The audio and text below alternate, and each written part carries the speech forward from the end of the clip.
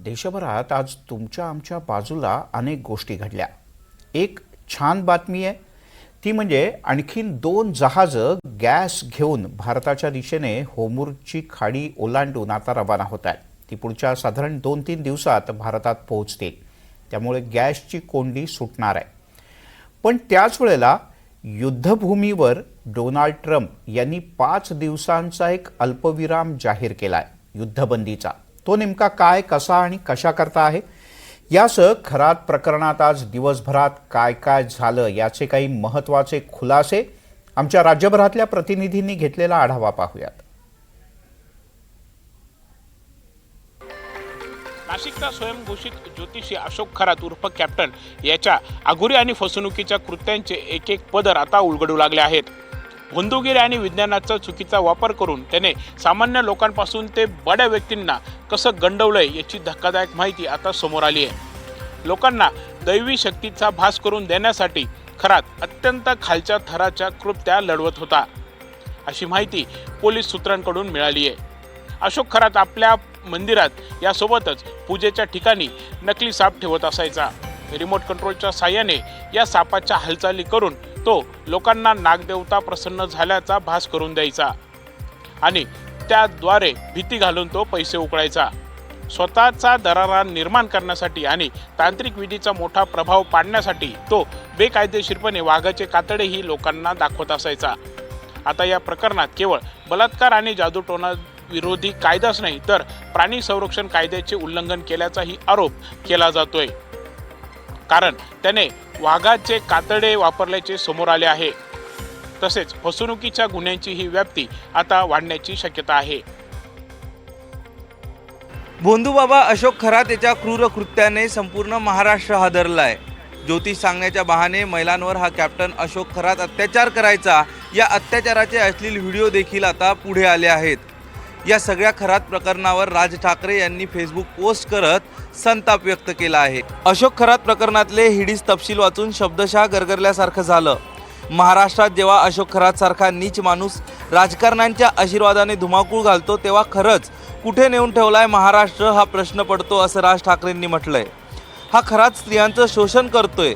आपलं शोषण झालं तरी चालेल, पण त्याच्या बदल्यात कुठल्या तरी शक्तीने तो आपलं भलं करेल असा अजब विश्वास आणि यासाठी लागणारा कोडगेपणा हे दोन्ही या राज्यात कुठून आलंय हेच कळत नाही, असं म्हणत राज ठाकरे यांनी संताप व्यक्त केलाय। या संपूर्ण प्रकरणातले दोषी शोधून काढा आणि या दोषींना ठेचून काढा, असं देखील राज ठाकरे यांनी आपल्या पोस्टमध्ये म्हटलंय। सातारा जिल्हा परिषद अध्यक्ष निवडीवेळी अभूतपूर्व राडा पाहायला मिळाला। या अध्यक्षपदाच्या मतदाना दिवशी पालकमंत्री शंभूराजे देसाई यांना धक्काबुक्की झाली। त्याचसोबत मकरंद पाटील जे राज्याचे मंत्री आहेत यांना सुद्धा धक्काबुक्की झाली। यावेळेला 2 शिवसेनेचे सदस्य सुद्धा पळवण्यात आलेली याच मुद्द्यावरनं आज विधानसभेत अभूतपूर्व तणाव आपल्याला पाहायला मिळाला। आज राज्याच्या अधिवेशनात हा मुद्दा चर्चेत आल्यानंतर सर्वात मोठी कारवाई करण्यात आली आहे। सातारा जिल्ह्याचे पोलीस अधीक्षक तुषार दोशी यांच्यासह धक्काबुक्की करणाऱ्या पोलिसांवर निलंबनाची कारवाई करण्यात यावी असे आदेश विधान परिषदेच्या उपसभापती नीलम गोरे यांनी दिले आहेत। माझे अंग अजून ठणकत आहे, मला सदस्यांसह फरफटत नेले, अशा शब्दात मंत्री शंभूराजे देसाई यांनी संताप व्यक्त केला। या सगळ्याच दरम्यान माजी मंत्री अर्जुन खोतकर यांनी प्रस्ताव मांडला, तर उपमुख्यमंत्री एकनाथ शिंदे यांनी सुद्धा दोषींवर कारवाई कठोर करावी अशा पद्धतीची आग्रही मागणी त्यांनी केली। यानंतर मुख्यमंत्री देवेंद्र फडणवीस यांनी या सगळ्या प्रकरणाच्या चौकशीचे आदेश विधानसभेत बोलताना दिले। सातारा जिल्हा परिषद अध्यक्ष निवडीवरनं अभूतपूर्व तणाव आज विधानसभेत पाहायला मिळाला। भाजप आणि शिवसेनेमध्ये दोघांमध्येही नाराजी सातत्यानं दिसून येत होती। त्यातच शिवसेनेनं घेतलेली आक्रमक भूमिका यावरनं भाजपच्या वरिष्ठ नेत्यांमध्ये प्रामुख्यानं नाराजी दिसून आली। मात्र संपूर्ण दिवस आज सातारा जिल्हा परिषदेच्या निवडणुकीच्या बाबतीतच विधानसभेत गाजला। नेहमी या ना त्या कारणामुळे चर्चेत राहणारे शिवसेनेचे आमदार संजय गायकवाड पुन्हा एकदा त्यांच्या एका विधानाने चर्चेत आलेत। जवळपास 35 कोटी रुपयांचं कमिशन मी कार्यकर्त्यांना सोडून दिलं, अशी जाहीरच कबुली संजय गायकवाड यांनी एका कार्यक्रमात दिली आहे। संजय गायकवाड यांच्या कमिशनखोरीच्या कबुलीमध्ये नवा वाद पेटला, पण लगेच संजय गायकवाड यांनी आपल्या स्टाईलमध्ये या प्रकरणावर सारवासारवही केली।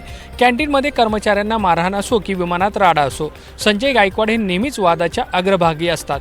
आता तर संजय गायकवाड यांनी थेट कमिशन सोडल्याचं बोलून नवा वाद उकरून काढलाय।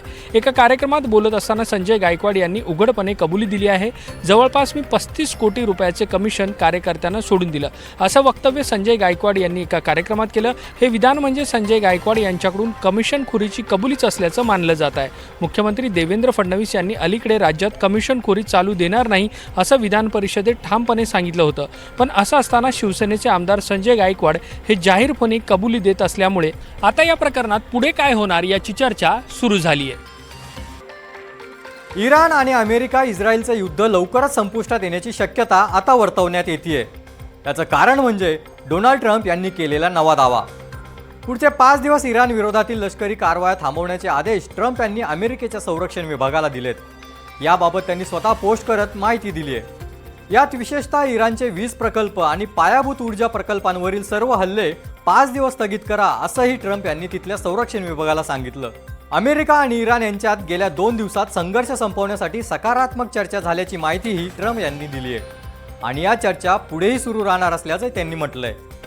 पश्चिम आशियातील संघर्षाचा पूर्ण तोडगा काढणं हाच या चर्चेचा उद्देश आहे। दोन्ही देशांमध्ये सखोल आणि विस्तृत चर्चा सुरू असून ही चर्चा पूर्ण आठवडाभर चालणार आहे। एकीकडे ट्रम्प यांनी हा दावा केला असला तरी इराणनं ट्रम्प यांचा दावा फेटाळलाय। अमेरिकेसोबत कोणतीही चर्चा झाली नसल्याचं इराणच्या संरक्षण विभागानं म्हटलंय। इतकंच नाही तर इराणच्या प्रत्युत्तराच्या भीतीनं ट्रम्प यांनी 48 तासांच्या अल्टिमेटमवरून माघार घेतल्याचंही इराणनी म्हटलंय। त्यामुळे ट्रम्प यांच्या दाव्याप्रमाणे पुढचे 5 दिवस इराणवरील हल्ले थांबले तर इराण आणि अमेरिकेत काहीतरी सकारात्मक घडतंय असंच म्हणावं लागेल आणि खरंच युद्ध थांबलं तर तो जगभरासाठी मोठा दिलासा असेल। सातारा जिल्हा परिषद अध्यक्ष निवडीवेळी अभूतपूर्व राडा पाहायला मिळाला। या अध्यक्षपदाच्या मतदाना दिवशी पालकमंत्री शंभूराजे देसाई यांना धक्काबुक्की झाली। त्याचसोबत मकरंद पाटील जे राज्याचे मंत्री आहेत यांना सुद्धा धक्काबुक्की झाली। यावेळेला 2 शिवसेनेचे सदस्य सुद्धा पळवण्यात आल्याने याच मुद्द्यावरनं आज विधानसभेत अभूतपूर्व तणाव आपल्याला पाहायला मिळाला। आज राज्याच्या अधिवेशनात हा मुद्दा चर्चेत आल्यानंतर सर्वात मोठी कारवाई करण्यात आली आहे। सातारा जिल्ह्याचे पोलीस अधीक्षक तुषार दोशी यांच्यासह धक्काबुक्की करणाऱ्या पोलिसांवर निलंबनाची कारवाई करण्यात यावी असे आदेश विधान परिषदेच्या उपसभापती नीलम गोरे यांनी दिले आहेत। माझे अंग अजून ठणकत आहे, मला सदस्यांसह फरफटत नेले, अशा शब्दात मंत्री शंभूराजे देसाई यांनी संताप व्यक्त केला। आखातामध्ये युद्ध सुरू आहे आणि इराणसोबत सुरू असलेल्या अमेरिका आणि इस्रायलच्या युद्धाच्या झळा आता आशियातल्या अनेक देशांना बसत आहे। आशियाच्या बाहेरही काही देशांना याच्या झळा पोहोचत असल्या तरी भारतात होणाऱ्या परिणामासंदर्भात पंतप्रधान नरेंद्र मोदी यांनी रविवारी या संदर्भात एक उच्चस्तरीय बैठक घेतली। या बैठकीत अनेक मंत्री जे विविध विषयाशी संबंधित आहे आणि आगामी ज्या उपाययोजना करायच्या आहे ते मंत्री या बैठकीत उपस्थित होते। या बैठकीत आगामी आखाती युद्धामुळे ज्या गोष्टींची टंचाई निर्माण होऊ शकते म्हणजे गॅसची टंचाई असेल, पेट्रोलियम पदार्थांची टंचाई असतील, त्या संदर्भामध्ये चर्चा झालेली आहे। त्या बैठकीमध्ये उच्चस्तरीय सचिव जे केंद्र सरकारचे असतात त्यांनी आपली बाजू पंतप्रधानांसमोर मांडली आणि या बैठकीमध्ये कृषी यासोबतच अन्नधान्या संदर्भात जो विभाग आहे आणि MSME यासोबतच इतर जे वैद्यकीय सेवा असतील किंवा अत्यावश्यक जे सेवा आहे त्या संदर्भात सुद्धा चर्चा या बैठकीत करण्यात आली आहे। एकीकडे देशामध्ये आता LPGचा तुटवडा निर्माण झाला आहे। अनेक ठिकाणी छोटे मोठे उद्योग जे आहे ते 30% जास्त उद्योग हे गॅस अभावी बंद असल्याची स्थिती आहे। LPG डोमेस्टिक वगळता कमर्शियल जे सिलेंडर्स आहे त्याची सुद्धा पूर्तता पूर्णपणे होत नाही आहे। त्यामुळे आगामी काळामध्ये या संपूर्ण परिस्थितीवर लक्ष ठेवण्यासाठी पंतप्रधानांनी ही उच्चस्तरीय बैठक रविवारी घेतली। पंतप्रधान नरेंद्र मोदी यांनी युद्धाच्या संदर्भामध्ये आज संसदेमध्ये निवेदन केलं। या निवेदनामध्ये धक्कादायक मुद्दे मोदींनी सांगितलेले आहेत। सर्वात पहिला मुद्दा म्हणजेच की हे युद्ध अधिक काळ चालणार आहे, त्यामुळं कोरोनामध्ये जशी आपण तयारी केली होती तशीच तयारी आता यावेळी सुद्धा करावी लागणार आहे। दुसरा महत्त्वाचा मुद्दा म्हणजेच की LPG गॅस, त्याचबरोबर यापूर्वी 27 देशाकडून आपण LPG आणि गॅस घेत होतो, मात्र आता 41 देशाकडून वेगवेगळ्या पद्धतीनं पुरवठा केला जातोय, हा सुद्धा दावा करण्यात आलेला आहे। सध्या परिस्थिती आटोक्यात आहे, मात्र येत्या कालावधीमध्ये याचे गंभीर परिणाम होतील, त्यासाठी सर्वांनी तयार राहावं असा सुद्धा इशारा देण्यात आलेला आहे। त्याचबरोबर जे जहाजावर हल्ले केले जात आहेत तर हे नागरिकावर केलेले हल्ले हे स्वीकारले जाणार नाही असा स्पष्ट शब्दामध्ये सुद्धा इशारा पंतप्रधान नरेंद्र मोदी यांनी दिलेला आहे. तर शांततेच्या मार्गानंच यावर तोडगा काढावा असं सुद्धा त्यांनी सांगितलेलं आहे. आणि सर्वात महत्त्वाचा मुद्दा म्हणजेच की उन्हाळा येत आहे, अशा वेळी विजेची मागणी वाढणार आहे, AC लोक लावतात, त्याचबरोबर शेतकऱ्यांना सुद्धा पाणी नेण्यासाठी मोटरची आणि विजेची आवश्यकता पडते. त्यामुळे शेतकऱ्यापासून शहरी भागापर्यंत सर्वांनाच याचा फटका बसणार आहे आणि त्यासाठी सामान्य नागरिकांनी तयार राहावं असं सुद्धा पंतप्रधान नरेंद्र मोदी यांनी सांगितलेलं आहे. याचाच अर्थ युद्ध हे अधिकाळ चालणार आहे आणि याचे गंभीर परिणाम सुद्धा येत्या दिवसामध्ये पाहायला मिळणार आहेत. पालघर जिल्ह्यातल्या बोईसर येथील तारापूर MIDC मध्ये गॅस गळतीच्या घटना काही थांबण्याचं नाव घेत नाहीत. तारापूर MIDC मधील नामांकित असलेल्या आरती फार्मा लॅब या कंपनीमध्ये डायमिथाईल सल्फाईड या वायूची गळती होऊन 19 कामगार बाधित झाले आहेत. वायू गळती झाल्यानंतर बाधित कामगारांना बोईसरमधील अधिकारी लाईफलाईन या रुग्णालयामध्ये उपचारासाठी दाखल करण्यात आले असून काहींची प्रकृती चिंताजनक असल्याची माहिती समोर येत आहे. डायमिथाईल सल्फाईड हे द्रवरूप रसायन आहे, पण गळतीनंतर त्याच्या विषारी वाफेमुळे गॅससारखा धोकादायक ठरते आणि धक्कादायक बाब म्हणजे वायू गळती झाल्यानंतर कंपनी प्रशासनाने प्रकरण दाबण्याचा प्रयत्न केल्याचा आरोप होत आहे. त्यामुळे या परिसरात संताप व्यक्त केला जात आहे. तारापूर MIDC मध्ये वारंवार घडणाऱ्या अशा घटनांमुळे कामगारांच्या सुरक्षेचा प्रश्न ऐरणीवर आला आहे. विशेष म्हणजे 2 मार्च रोजी याच तारापूर MIDC मध्ये बगेरिया केमिकल्स या कंपनीमध्ये ओलियम वायूची गळती झाली होती आणि त्याचा प्रभाव जवळपास 5 किलोमीटर पर्यंतच्या नागरिकांना आणि कामगारांना झाला होता. त्यामुळं अशा केमिकल कंपन्यांमध्ये होणारी गॅस गळतीकडे प्रशासनाने गांभीर्याने पाहून त्याच्यावर योग्य ती कठोर कारवाई करण्याची मागणी कामगार वर्ग आणि स्थानिक नागरिकांकडून होत आहे. धुळे शहरातील 40गाव रोड भागात असलेल्या पश्चिम हुडको पवननगर मधून पोलिसांनी अंमली पदार्थाचा पर्दाफाश केला आहे. मानवी मेंदूवर परिणाम करणारा तब्बल 1.5 कोटी रुपयाचा मुद्देमाल पोलिसांनी हस्तगत केला आहे. तब्बल 570 किलो गांजासह पोलिसांनी एका आरोपीला या ठिकाणी बेड्या ठोकलेल्या आहेत. धुळे शहरात एवढ्या मोठ्या प्रमाणावर मिळून आलेला गांजा यामुळे संपूर्ण जिल्ह्यात मोठी खळबळ उडाली आहे. धुळे स्थानिक गुन्हे शाखेचे पोलीस निरीक्षक श्रीराम पवार यांच्या नेतृत्वात पोलिसांनी ही कारवाई केली आहे. धुळे शहरातील 40गाव रोड भागात असलेल्या पवननगर परिसरातील एका घरामध्ये मोठ्या प्रमाणात गांजा साठा लपवून ठेवल्याची गोपनीय माहिती पोलिसांना मिळाली होती.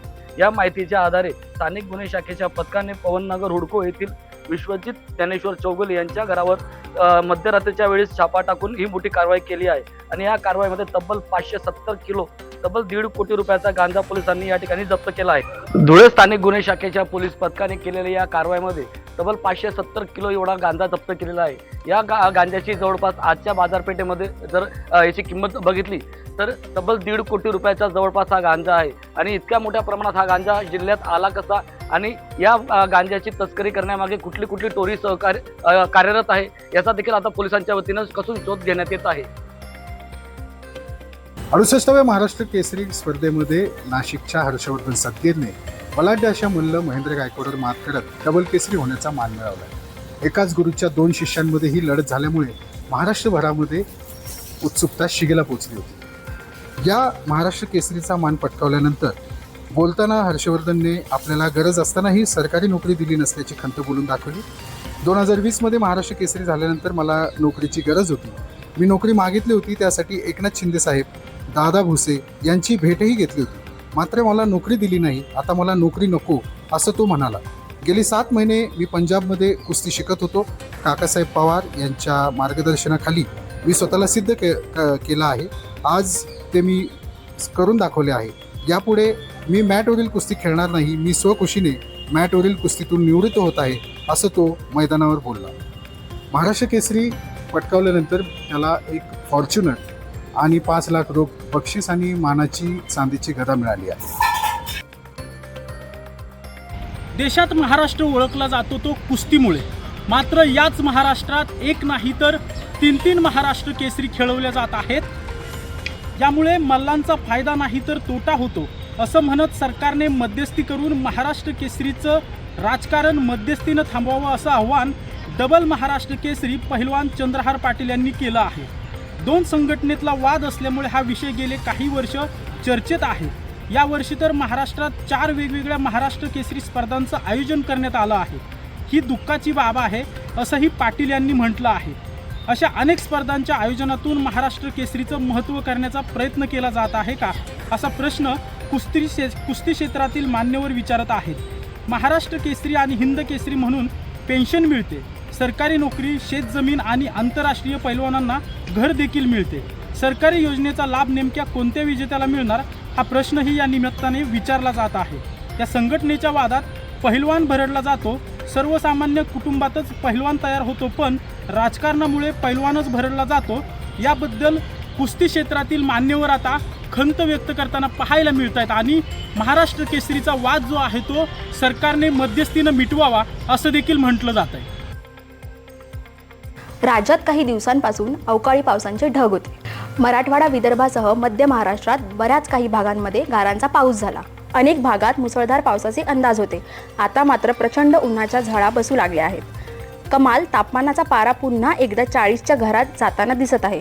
भारतीय हवामान विभागाच्या अंदाजानुसार पुढील 5 दिवस राज्यभरात प्रचंड उकाडा आणि उन्हाचा कडाका जाणवणार आहेत. तर मराठवाड्यात व मध्य महाराष्ट्रात काही भागात मुसळधार पावसाचे अलर्ट देण्यात आले आहेत. भारतीय हवामान विभागाने 2 दिवस मुंबई आणि आसपासच्या परिसरासाठी उष्ण आणि दमट हवामानाचा इशारा दिला आहे.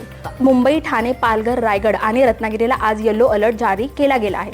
तर मराठवाडा, विदर्भात काही जिल्ह्यांना मुसळधार पावसाचा अलर्ट देण्यात आला आहे. त्यामुळे किनारपट्टीच्या भागात उष्णतेच्या लाटा आणि मराठवाडा, विदर्भात अवकाळी पावसाचा इशारा आहे. 25 मार्च रोजी सोलापूर, धाराशिव, लातूर, नांदेड या जिल्ह्यात पावसाचा येलो अलर्ट देण्यात आला आहे. सोनं आणि चांदीच्या दरात सातत्याने वाढ होत होती. सोन्या चांदीतील तेजीमुळे दागिने खरेदी करणं सर्वसामान्यांच्या आवाक्याबाहेर गेले होते. पण आता सर्वसामान्यांना दिलासा देणारी बातमी समोर आली असून गेल्या 42 वर्षात सोन्याच्या दरात सर्वात मोठी साप्ताहिक घसरण झाली आहे. त्यामुळे सर्वसामान्यांना सोनं चांदी खरेदी करण्यासाठी सुवर्ण संधी उपलब्ध झाली आहे. सोनं एक सुरक्षित गुंतवणूक मानली जाते. त्यामुळे जेव्हा भूराष्ट्रीय तणाव वाढतो तेव्हा सोन्या चांदीच्या किमतीही वाढतात. अमेरिका, इस्रायल व इराण यांच्यात सुरू झालेल्या युद्धापासून सोनं चांदीचे दर घसरत आहेत. आंतरराष्ट्रीय बाजारात सोन्याचा भाव प्रति अंश $4,500 खाली घसरला असून त्यामुळे आज झालेली सोन्या चांदीची घसरण ही 1983 नंतर सर्वात मोठी साप्ताहिक घसरण असल्याची माहिती तज्ज्ञांनी दिली आहे. या आठवड्यात सोन्यात 11% घसरण झाली असून युद्ध सुरू झाल्यापासून जवळपास 14% ही घसरण झाली आहे. वाढती महागाई, चलनाचे पतन किंवा संकटाची भीती निर्माण झाली की सामान्यतः सोन्याची गुंतवणूक वाढते. पण यावेळी वाढत्या तेलाच्या किमतीमुळे जगभरातील केंद्रीय बँकांनी व्याजदराबाबत सावध भूमिका घेतली असून त्यामुळे सोन्याच्या दरावर याचा परिणाम मानला जात आहे. त्यामुळे सद्यस्थितीत सोन्या चांदीच्या दरात झालेली ही घसरण 40 वर्षातील सर्वात मोठी घसरण ठरल्याने गुंतवणूकदारांसाठी ही मोठी संधी असल्याचं मत तज्ज्ञांनी व्यक्त केलं आहे.